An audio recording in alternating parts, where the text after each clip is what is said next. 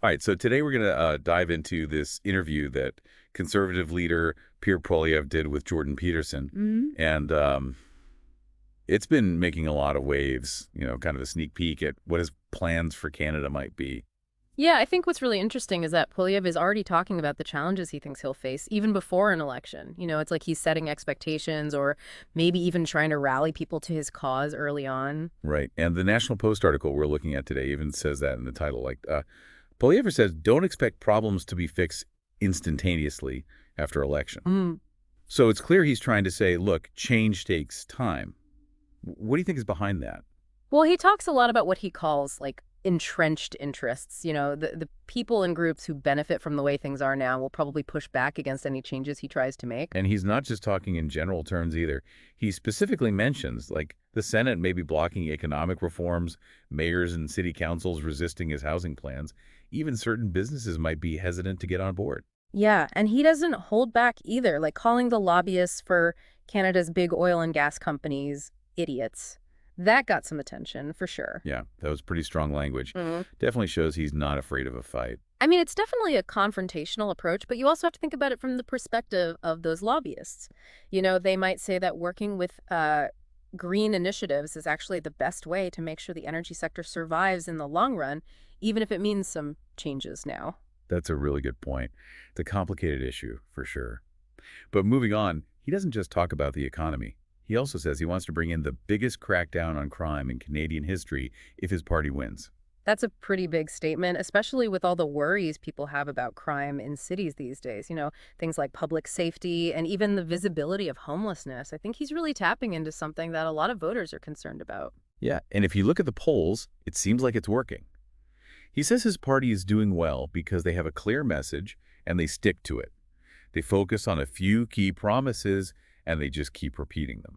Definitely. Like he keeps talking about getting rid of the carbon tax and the GST on new homes. Those are things that directly affect people's wallets, so it makes sense that people would pay attention, especially when the economy is uncertain. Yeah, and he also wants to tackle the housing problem by, like, encouraging cities to build more homes faster.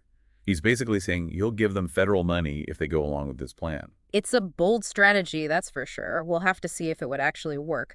But what's also interesting is that he's very clear about rejecting any left-leaning policies. He says that's a mistake that a lot of conservative parties around the world make, and he thinks it's really important to stick to conservative principles. Yeah, he even uses the word disaster to describe what could happen if they stray from those principles. So he's really drawing a line in the sand there. You can definitely see that this is a core part of his appeal to his base. This unwavering commitment to his ideology is what shapes his entire vision for Canada. And speaking of building a team, he mentions some key conservative MPs by name, like Andrew Scheer and Melissa Lantsman. It sounds like he's already thinking about who would be in his cabinet if he wins. Yeah, and that's smart. Winning is one thing, but actually governing is a whole other challenge. Any leader who wants to get things done needs a strong team around them. It shows that Poilievre understands that it's not just about him, it's about having the right people in place to actually make his vision a reality. Yeah, it really seems like he's in it for the long haul. Like he's not just trying to win the next election, he's trying to change the direction of the country. And he's making it clear to his supporters that they need to be in it for the long haul, too. He actually says that even if his party wins, Canadians can't just sit back and relax. They have to stay involved. That's a really interesting point. He's saying that change needs more than just a change in government. It needs people to stay engaged, to keep pushing for what they believe in. So it's not enough to just vote and then go back to your life. Yeah. He wants people to be more active, more involved in how the country is run. Exactly. Like he's saying that if people get complacent, nothing will really change. Maybe he's also trying to prepare people for the fact that even if he wins, it might take a while to see the results he's talking about. Yeah, he's like, look, even if we win, it's not going to be easy. We're going to face opposition, and we're going to need people to keep pushing for change. Which is a pretty bold statement these days, right? A lot of people are pretty disillusioned with politics. They don't really believe that their voices matter. Right, but he's kind of turning that on its head. He's Yes. saying, look, things are tough, but deep you, we can change them if we work together. It's more like he's trying to start a movement, not just win an election. He's not ignoring the challenges, but he's also saying that we can overcome them if we all work together.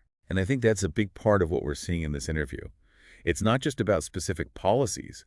It's about how he sees himself as a leader. It's about his vision for how change happens in a democracy. Totally. That's what makes these deep dives so fascinating, right? We get to go beyond the headlines and really try to understand what's motivating these leaders, what's driving their decisions. So as we're wrapping up this look at Poilievre's interview, what's the one big question you want our listeners to think about? Well, he keeps talking about political activism, right? And I think that raises a really important question. How can people actually get involved and make a difference in how the country is run? Because it's easy to say, be more active. Mm. But how do you actually do that? How do you make sure your voice is heard? Right. What are the best ways to hold leaders accountable and make them listen to what people want? I think that's something everyone should be thinking about no matter what their political beliefs are. It's like, we all know elections are important, right? But he's saying we need to be doing more, like all the time, not just every few years. And it's not just him saying this. You hear it from a lot of people from all sides. It's like everyone knows things need to change, but they're not sure how to make it happen. So where do we even start? If we want to be more active, more engaged citizens, what do we actually do? Well, I think the first thing is to really try to understand the issues. Like, go beyond just the headlines.